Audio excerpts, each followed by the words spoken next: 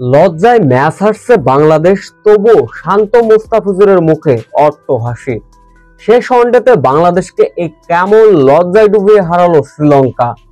বাংলাদেশকে রীতিমতো কাঁদিয়ে এই কেমন করেই বা সিরিজ জিতলো লঙ্কান বাহিনী। বিস্তারিত জানতে ভিডিওটি না টেনে সম্পূর্ণ দেখার অনুরোধ রইল।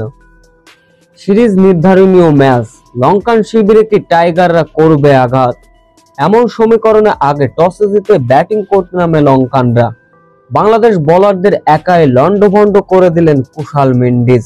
95 রানে যখন জীবন পাওয়া কুশাল মেন্ডিস শেষ পর্যন্ত খেলে গেলেন 124 রানের অনবদ্য ইনিংস, যার ফলে বাংলাদেশকে 286 রানের লক্ষ্যমাত্রা ছুঁড়ে দিয়েছিল শ্রীলঙ্কা। বাংলাদেশের হয়ে সর্বোচ্চ 2টি করে উইকেট নিলেন স্পিরিট স্টার তাসকিন আহমেদ, অধিনায়ক মেহেদী হাসান মিরাজ। লঙ্কান এই পিচে এত বড় লক্ষ্য তাড়া করতে নেমে শুরুতে অবশ্য ভালোই করেছিল তানজিম হাসান তামিম এবং পারভেজ ইমন, তবে তানজিম তামিম বোল্ড হয়ে সাজগড়ে 17 রানে ফিরলেন। এরপর অবশ্য অধিনায়ক নাজমুল হোসেন শান্ত মারলেন ডাক।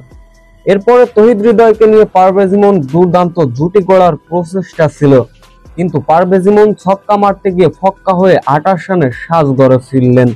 এরপরে অধিনায়ক মেহেদী হাসান মিরাজ তহিদ হৃদয় একটা জুটি গড়ার প্রচেষ্টা অবশ্য ছিল, কিন্তু বাংলাদেশের দলীয় রান যখন ছিল 105, তখনই মেহেদী হাসান মিরাজও ছক্কা মারতে গিয়ে আউট হয়ে সাজগড়ে ফিরলেন।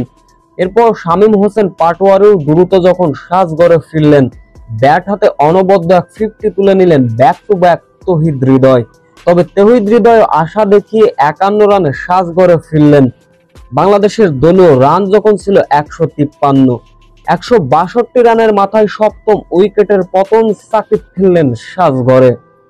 তবে শেষের দিকে জাকির আলী একাই লড়াই চালালেও শেষ রক্ষা হয়নি বাংলাদেশের।